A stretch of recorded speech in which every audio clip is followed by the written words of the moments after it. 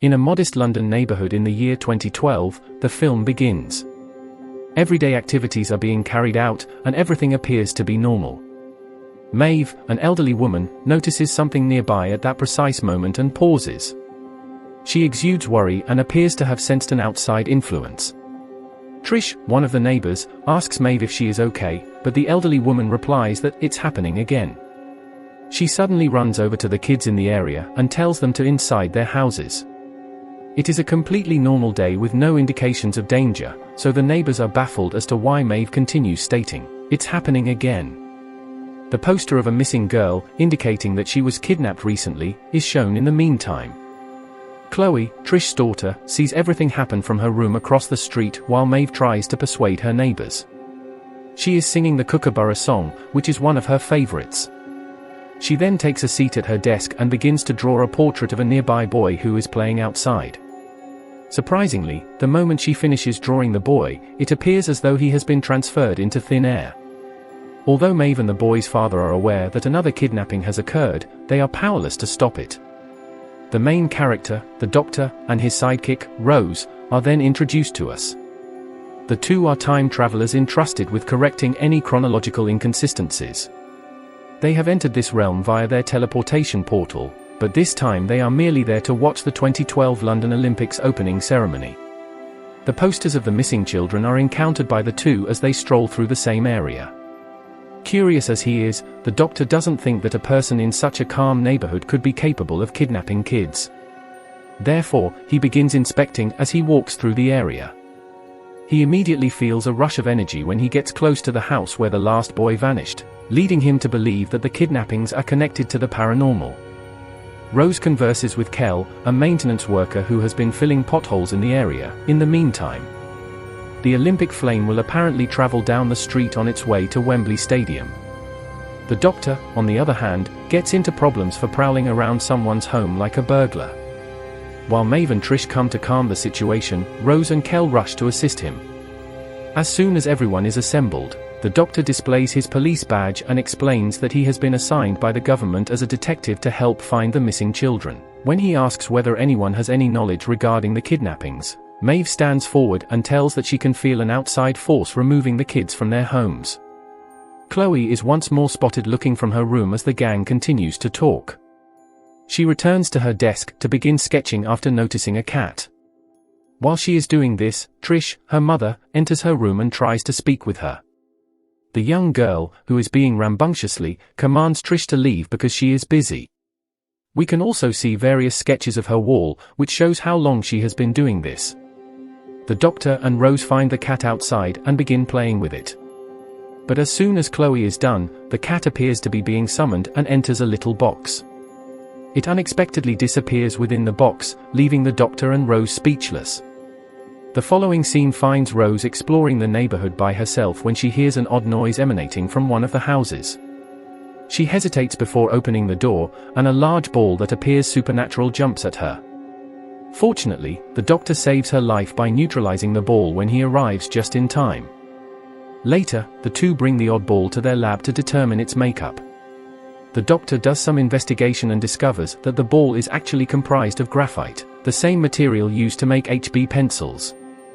Additionally, he learns that the ball was given an ionic charge, which is how it came to life. With all of the information, the Doctor comes to the conclusion that the ball is only a pencil sketch that was discarded when it was rendered useless. When Rose overhears this, she adds her belief that whoever is drawing the designs has the ability to both make and destroy objects from Earth. She also thinks Chloe is guilty because she is the only one who never leaves her house and has an odd appearance. The two attempt to meet Chloe outside her home the following day, but Trish stops them and informs them that her daughter is occupied. She also conveys a sense of hiding something by appearing terrified. This time, Trish agrees to the Doctor's offer to assist her daughter because she can sense it. Trish informs them that Chloe has been acting strangely for the past few months after allowing them inside. She spends the entire day making arbitrary sketches in her room and never exits. Trish also says that her husband passed away a year ago, but they are glad he did since he was a really horrible guy. Rose asks for a restroom break and goes upstairs as the three continue talking. She sees Chloe leaving her room there and quickly hides. When the young girl has disappeared from view, Rose enters her room and discovers the odd drawings on the wall. Additionally, she hears an odd sound emanating from the closet. She is shocked to see a talking thing when she opens it. The entity is a sketch done of a frightening figure that hangs on the wall and continues saying, "I'm coming." Chloe meets with the doctor in the meantime, and he attempts to question her, but she once more claims to be busy. He runs upstairs as soon as he hears Rose screaming.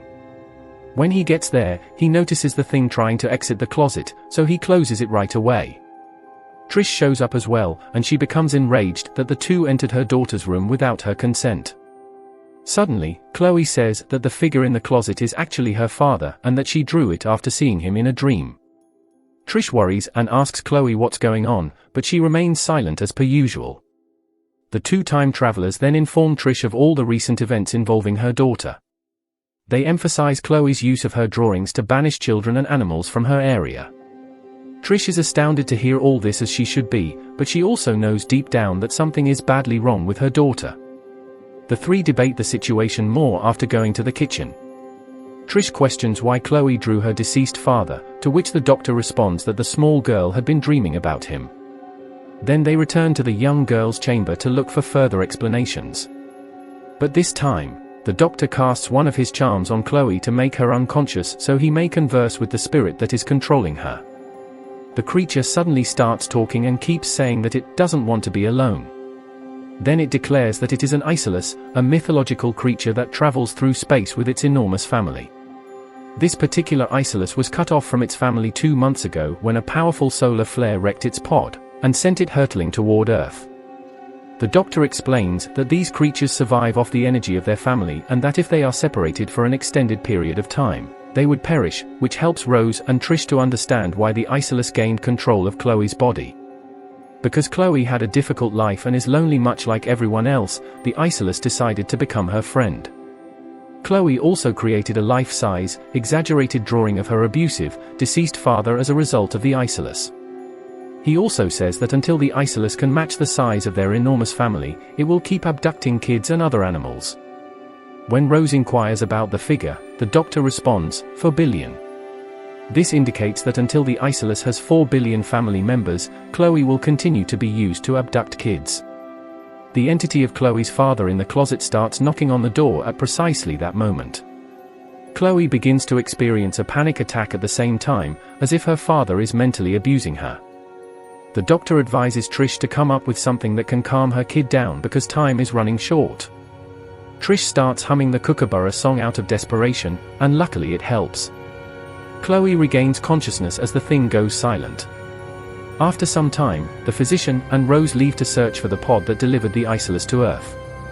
The pod will be fixed in order for the Isolus to rejoin its original family. To their surprise, Chloe follows them everywhere they go. Later, the two return to their lab and begin working on a system that would be able to track the pod's heat movements and pinpoint its location. The task is difficult, but the doctor manages to prepare the device and discover that the pod is concealed someplace in the same area by using his extraordinarily clever brain. The doctor and the portal, however, vanish into thin air just as they arrive at the location via their teleportation portal.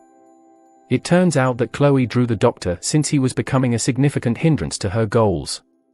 Since her master is no longer around, Rose must now work the case by herself. The next scene shows Rose rushing outside to begin looking for the pod. She searches for several hours without uncovering even a single hint. She suddenly realizes that the pod relies on heat energy to function, thus it must be performing repairs in the neighborhood's hottest spot. She then goes up to Kel, the maintenance guy, and asks him where he recently filled in the biggest pothole. After giving it some thought, Kel points to a spot nearby where he dumped a lot of hot tar. Rose doesn't waste any time in grabbing an axe and beginning to dig. Her plan is successful since she discovers the pod only a short while afterwards. Chloe is watching television in a different location when she notices that Wembley Stadium is packed with spectators eager to see the 2012 Olympic opening ceremony. Naturally, this gives her an idea, and she begins to sketch the entire stadium. Rose brings the pod to the house shortly after, but it's already too late. The stadium's estimated 80,000 spectators have vanished into thin air, and the news is being carried live on television. Sadly, The Isolus decides that this is still insufficient and commands Chloe to draw the entire planet so that it can kidnap everyone and grow its brood. Rose tries to stop Chloe, but the monster in the closet warns that it will emerge if she approaches the youngster. A sketch inside the room, which had previously appeared to be in the dark, suddenly moves. It is the Doctor's sketch, and he has managed to contact Rose while being kidnapped. He is pointing at the Olympic torch in the drawing. The Olympic torch rally, which is approaching the neighborhood, is also shown on television at the same time. According to the reporter, the torch serves as a symbol of love, honor, and hope. When Rose hears this, she immediately understands that the Doctor is telling her to toss the pod inside the Olympic torch since only love can fix it. She rushes outdoors and joins the sizable group of people awaiting the arrival of the Olympic rally. She throws the pod into the air after spotting the torch, and it lands precisely where it should. The Isolus inside Chloe's body decides to go home after realizing that the pod is soon to be fixed. Chloe returns to normal after it exits her body and gives her mother a hug. Even Wembley Stadium is full with the previously kidnapped fans as the other kidnapped youngsters begin to return. Rose and Kel congratulate each other on their success, but Rose worries when the Doctor does not show up. She quickly runs to Chloe's residence after hearing a terrible scream there. The thing from the closet has emerged thanks to a small bit of energy that the Isolus left behind. It is closing in on the mother-daughter team and has trapped them within. Rose advises Chloe to maintain her composure and sing her favorite song, after recognizing that the object in question is only a mass of energy. The young girl begins singing the Kookaburra song despite being terrified, and her mother also joins in. The strategy succeeds, and the demon is permanently forced back into its own world. The man carrying the Olympic torch is shown on television in the closing shot to be worn out and hurt. He collapses on the ground just as he approaches Wembley Stadium.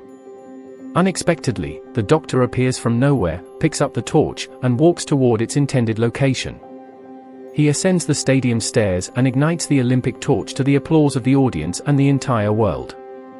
As the pod eventually produces enough energy to return to its own galaxy, the film comes to a close.